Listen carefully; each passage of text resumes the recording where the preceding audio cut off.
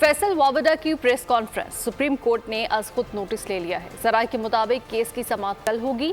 फैसल वावडा आज खुद नोटिस पर समाअत चीफ जस्टिस की सरबराही में 3 रुकनी बेंच करेगा।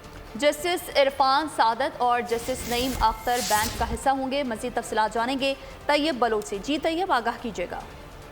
जी, फैसल वाडा की जो है वो नेशनल प्रेस क्लब में की गई प्रेस कॉन्फ्रेंस पर सुप्रीम कोर्ट ऑफ पाकिस्तान की जानिब से आज खुद नोटिस ले लिया है और आज खुद नोटिस लेते हुए केस को समाअत के लिए कल ही मुकर्रर किया गया है। कल चीफ जस्टिस काजी फैज ईसा की सरबराही में सुप्रीम कोर्ट का 3 रुकनी बेंच जो है वो अब इस मामले पर समाअत करेगा। जस्टिस इरफान सादत और जस्टिस नईम अख्तर भी जो है वो उस बेंच का हिस्सा है।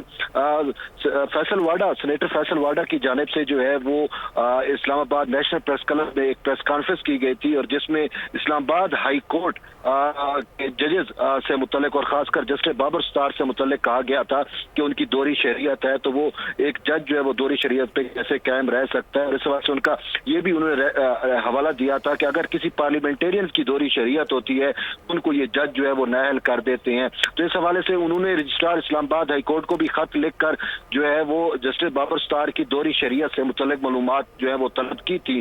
तो इस मामले पर अब सुप्रीम कोर्ट ऑफ पाकिस्तान की जानिब से नोटिस गया और कल ही इस मामले पर समाअत होगी। जी ठीक है तैयब, आपका बहुत शुक्रिया। सब्सक्राइब करें और बेल दबाएं ताकि कोई खबर रह न जाए।